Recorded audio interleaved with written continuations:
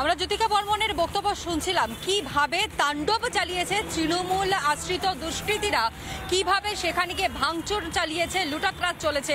এমনকি এর আগেও পূর্ববর্তী সময়তে কিন্তু তার বাড়িতে গিয়ে রীতিমতন হামলা করা হয়, ভাঙচুর চালানো হয়, লুটপাট চালানো হয়। আরও একবার তার বাড়িতে গিয়ে রীতিমতন ভাঙচুর চালানো হলো এবং নগদ প্রায় 10 থেকে 12,000 টাকা ছিল, সেই টাকাটা নিয়ে পর্যন্ত চম্পট দিতে শোনা গিয়েছে। যে অভিযোগ করছেন জ্যোতিকা বর্মন যে সেই টাকা নিয়ে তৃণমূলের যারা দুষ্কৃতীরা তারা সেখান থেকে চম্পট দিয়েছে। অন্যদিকে বিজেপি বিধায়ক মালতী রাভারায় এবং দীপক বর্মনের বক্তব্য আপনাদের সামনে তুলে ধরে শুনুন।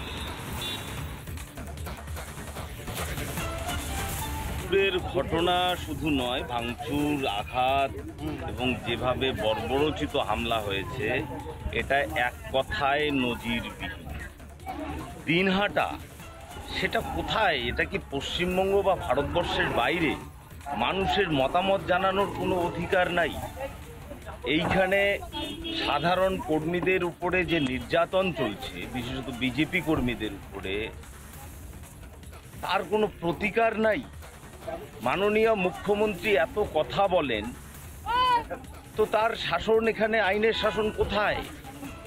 এখানকার মন্ত্রী যিনি আছেন তিনি সকলকে বলেন যে আপনারা সব ভাঙচুর করুন, মারুন, খুন করুন, কোনো অসুবিধা নাই, যা কেস হবে আমি দেখি।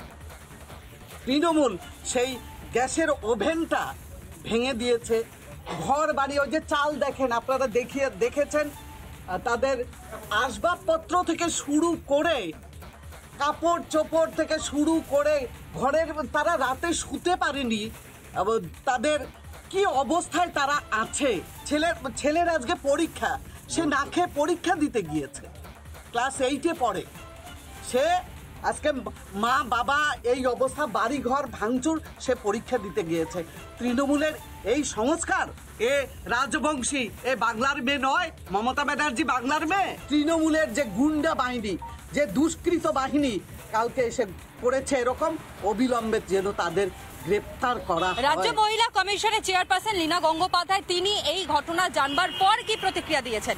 সত্যি রাজ্যের মহিলারা তারা সুরক্ষিত, নাকি শুধুমাত্র ভোটের রাজনীতি চলছে, শুধুমাত্র ক্ষমতার পিপাসুর কারণে এইরকম ভাবে অত্যাচারের শোনবার পরও মুখ্যমন্ত্রী মমতা বন্দ্যোপাধ্যায় তিনি চুপ করে রয়েছেন? কি বলছেন তিনি, শুনুন।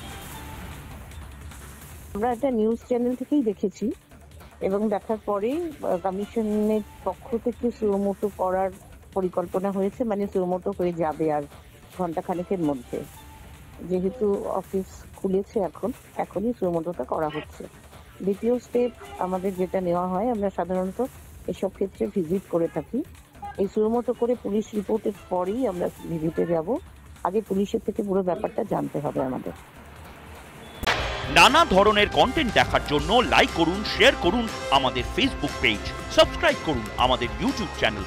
পাশাপাশি অন্যান্য ব্রেকিং নিউজের জন্য অবশ্যই চোখ রাখুন রিপাবলিক বাংলায়।